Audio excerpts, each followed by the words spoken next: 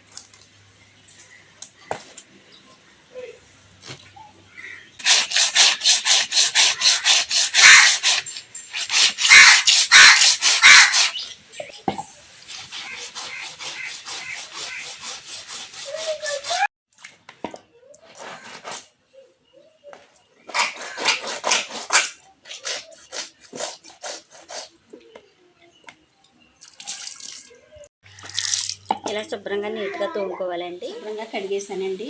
ఇప్పుడు ఉల్లిపాయలు కట్ చేసుకుందామండి.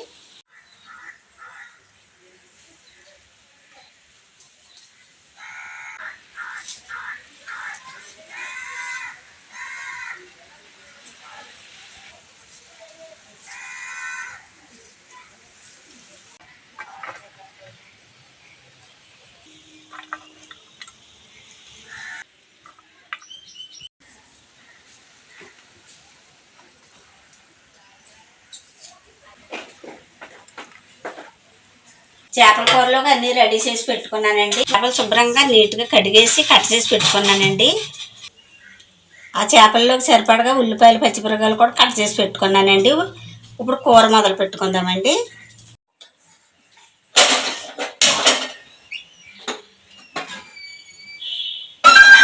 మూకుడు వీటెక్కిందండి. ఆయిల్ పోసుకుందాం.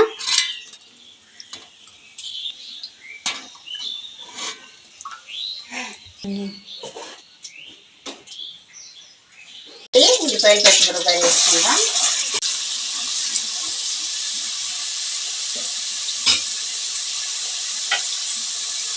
కొంచెం అలాగ మగ్గనిద్దామండి. మూత పెట్టుకుందాం.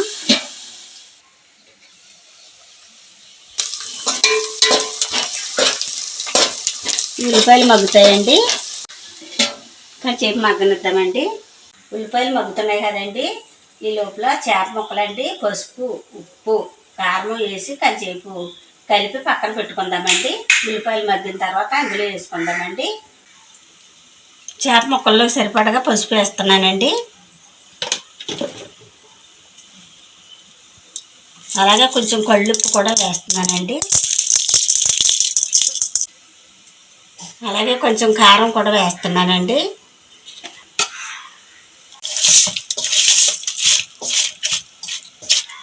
చేప ముక్కలను ఉప్పు కారం పసుపు కలిపేసానండి. ఇప్పుడు పక్కన పెట్టుకుందాం.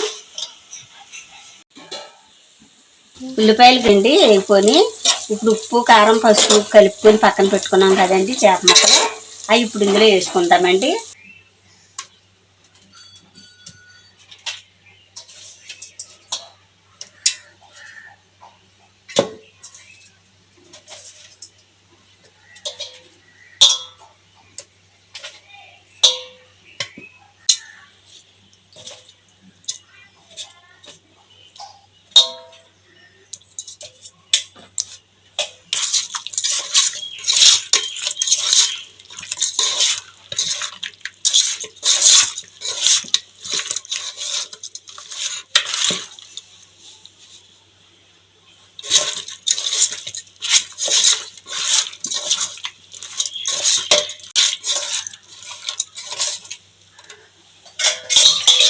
కొంచెం నీళ్ళు పోసి పొయ్యి మీద పెట్టుకుందామండి.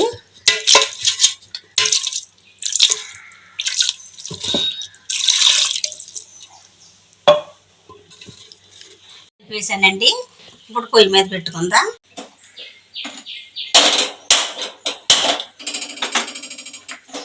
ఇప్పుడు పొయ్యి మీద పెట్టుకుందామండి.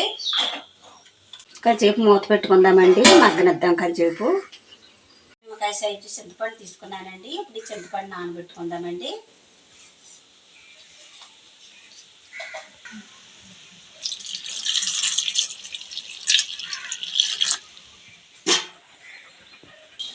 ముందుగా నానబెట్టుకున్న చింతపండు పులుపు వేసుకుందామండి.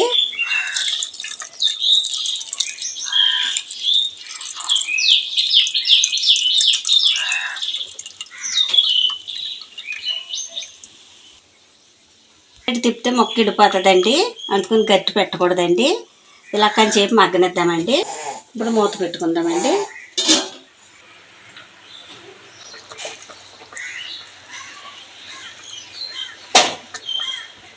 ఇప్పుడు కొంచెం కొత్తిమీర వేసుకుందామండి.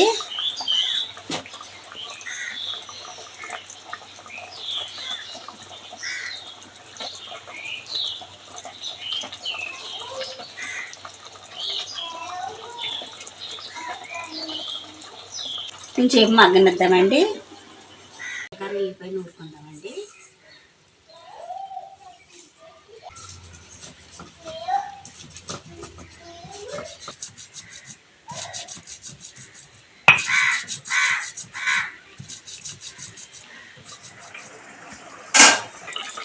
కూర మగ్గిపోయిందండి. ఎల్లిపాయ జీలకర్ర నూరుకున్నాం కదండి, ఇది వేసుకుందాం.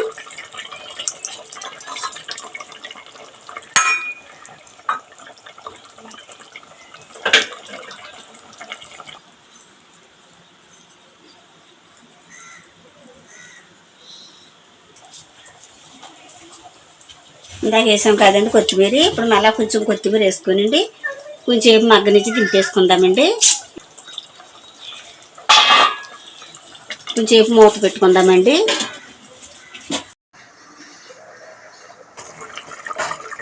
కూర మగ్గిపోయిందండి, ఇప్పుడు దింపేసుకుందాం.